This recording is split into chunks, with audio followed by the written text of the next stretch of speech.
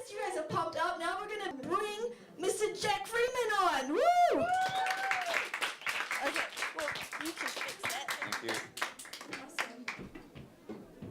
Thank you, ladies and gentlemen. Thank you very much for that warm applause. It's great to be here, of course. Oh, thank you. Off to a great start already. Although I should mention I'm a bit upset at the moment because I've had a major loss. Someone very close to me is gone. I don't know how I can live without this person, but, but why did they get rid of the Australian East Coast edition of Today Tonight? Because all I have now is a current affair and their stories, like the diet pill that's causing miracles, how the supermarkets are ripping you off, and Australia's worst neighbour. When the hell are they going to find this person? Because last week I thought they had him. Like, I just want them to get it right this time, once and for all, make it easier for all of us, as long as it's not me, or any of you. It was on you, mate. You know, how they even find Australia's worst neighbour, like, I reckon they could do something, make it interesting. Have a spin-off show, like, So You Think You're Australia's Worst Neighbour. Because I'm sure there's some people out there who are not that clever that would be silly enough to audition. And I would honestly love to see those audition tapes, you know. Always believed in myself, always wanted to be Australia's worst neighbour, always, you know, I never took the bins out, I always played loud music, you know, it's just embarrassing, but I'm sure there's someone that is willing to do that. So, as you can tell, if you haven't noticed, I'm a single guy, and, I mean, as most single guys do, is that obvious? I've got a suit and tie, I suppose that's something. But I was on, like most guys do, I was on a dating website. And on this particular dating website, they had the, you know, the search box, the, you know, height and that stuff, the what's your criteria. And they had the age selection menu in there as well, which I noticed goes from 18 to 120. Who at 120 is still out there looking for that special someone?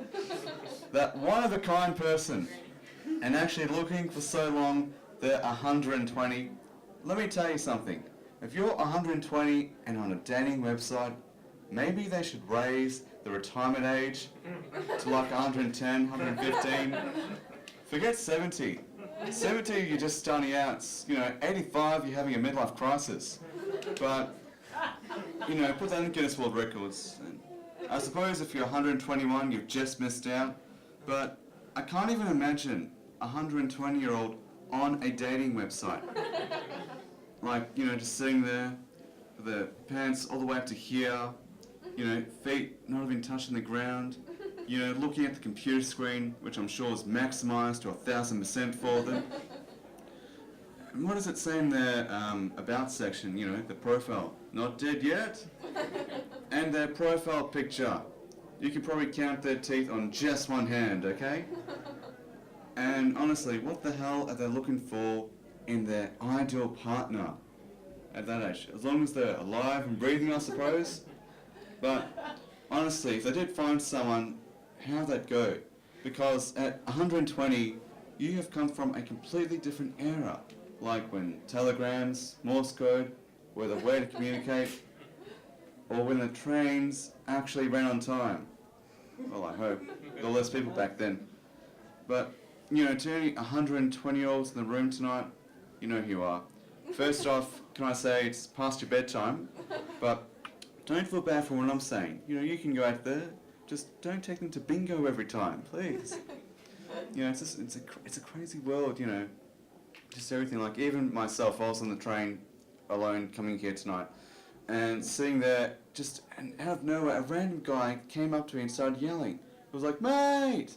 And I look up, and he goes, and he does it again. "Mate, what happened to you?" I'm like, "What? What's wrong?" "Your eye, mate. What happened to your eye?" I'm like, "Oh, I'm blind in this eye." "No big deal." And he starts getting all emotional, starts crying. "Oh, so bad for you, mate. So sorry. Why? And I just looked at him, and I thought to myself, "Hey, you have less teeth than a 120-year-old on a dating website. I should feel sorry for you. Don't feel sorry for me." But being blind in one eye isn't all that bad, you know, it has its moments. Like, last night I was out with some friends. We were at the street crossing. One of them wasn't looking properly, walked forward and almost got hit by a car. And she was saying, wow, lucky I'm not blind, I could have been killed. Well, I'm halfway there. But honestly, blind isn't that bad in one eye. It could be worse. At the moment, for me, what's being worse than being blind in one eye is applying for jobs online. Because I am sick to death of applying jobs online, doing everything online, especially job applying. Because I am sick to death of those rejection emails that you get when that happens. So sick that now when I send out my CV, my application, I just include my own rejection message, just to save them the trouble. I wish I could see the response and see, well, Mr. Jake Freeman hasn't got the job, he's not the right person. Best we'll send him a rejection email. Oh, hang on a second, he's already done one for us. I mean, my goodness, what sort of a candidate would do that? But, hey, at least it's saved me some time, I can go to lunch now. Yeah, it's interesting that people do that. Like, just everything, I love smartphones, I think they're fantastic, especially the apps that they create for them. You got apps to pay bills, to tell you the traffic. There's now an app that tells you when to go to the toilet during a movie. Is this what we've become, ladies and gentlemen? That human beings are so pathetic, you need a phone to tell you when to go to the toilet during a movie.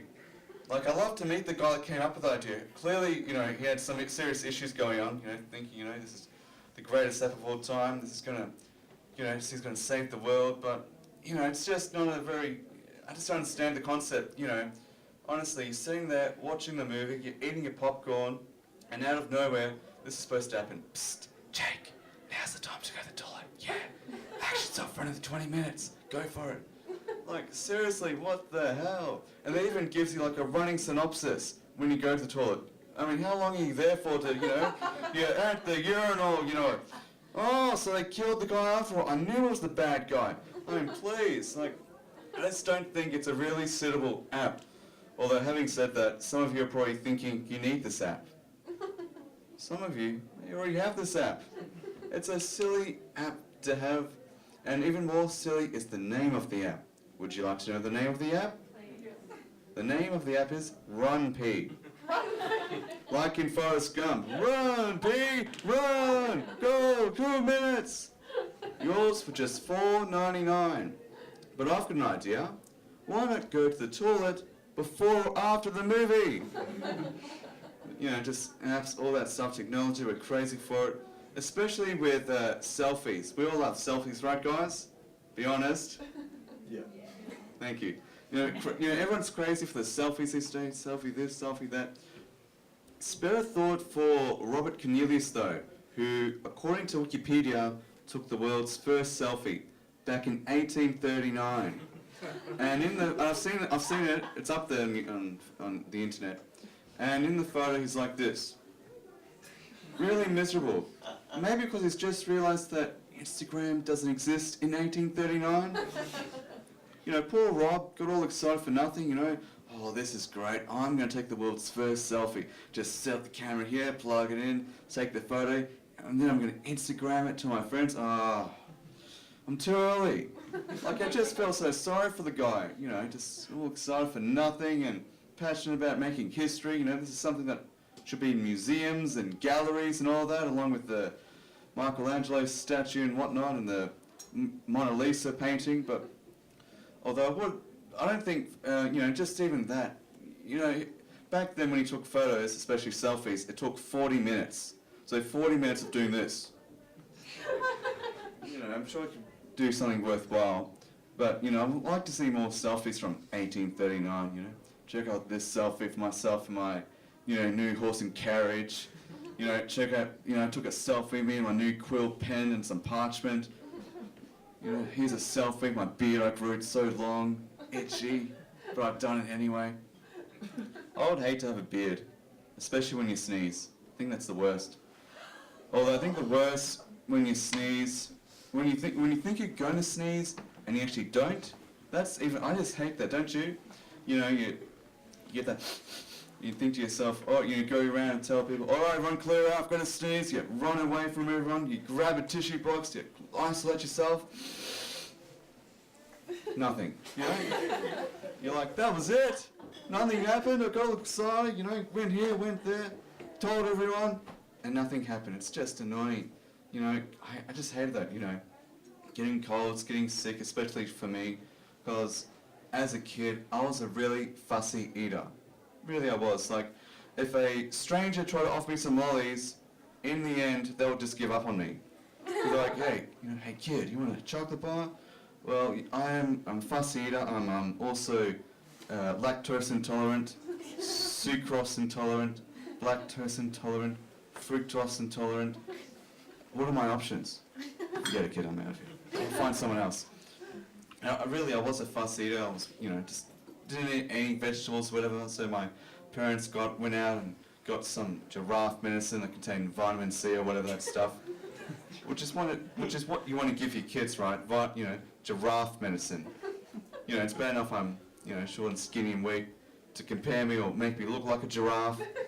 You know, it's like you give someone with a person that's going bald, you give them gorilla medicine. Just make sure we get stock up on the bananas. But yeah, I mean, I turned out okay, I think. You know, got some spots coming up. Don't know what the hell that is, but yeah. So at least I wish I knew. But you know, I love my parents. They tried their best always. Although I just don't understand why some parents, especially my parents, when you become a parent, you get stuck in a time warp. Like just everything, things like Betamax, vinyl, cassette tapes. They still have them. Whatever the hell cassette tapes are. But just everything. Like parents and technology don't match. Like my dad, he was pestering me for weeks to help him set up a LinkedIn profile. And now I'm getting emails from him to make me join and invite him and stuff, and now he's starting to work on Facebook, so, ugh. And my mum's you know, especially with the TV, she was the worst. She'd be like, Jake, what's wrong with the remote? I can't change the channel. Mum, that's the cordless phone. I hate the phone. I honestly hate using phones, hate being put on hold, or you know, your call has been recorded for a quality control measure. Haven't they got it right yet? You know, these companies have been around for years. Surely you know, it's all perfect now. Surely they've got it, you know, everything's fine. You know, just the waiting. I hate waiting on phones. Whoever I call, like how, you know, you're just waiting to get the music, the same messages, or worse, you have, when you think you're going to speak to someone, it's just another recorded message that sounds like a real person. Have you ever had that? I just hate that. For once, I want them, when they answer, I want to put them on hold, you know. You know, hello, the information line, Dave speaking.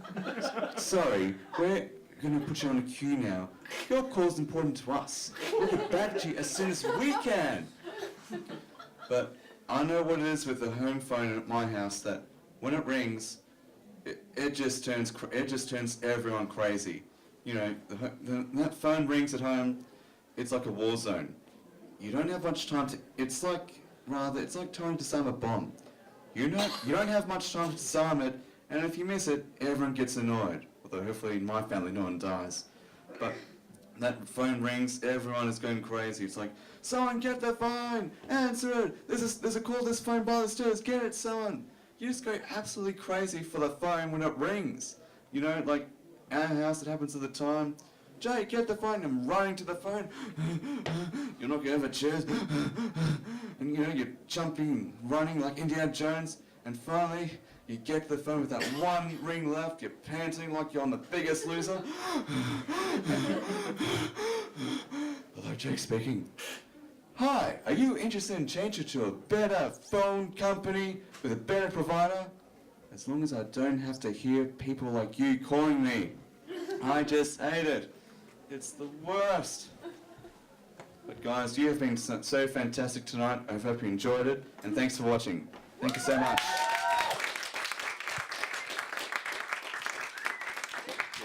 Yeah, another round of applause for Jake.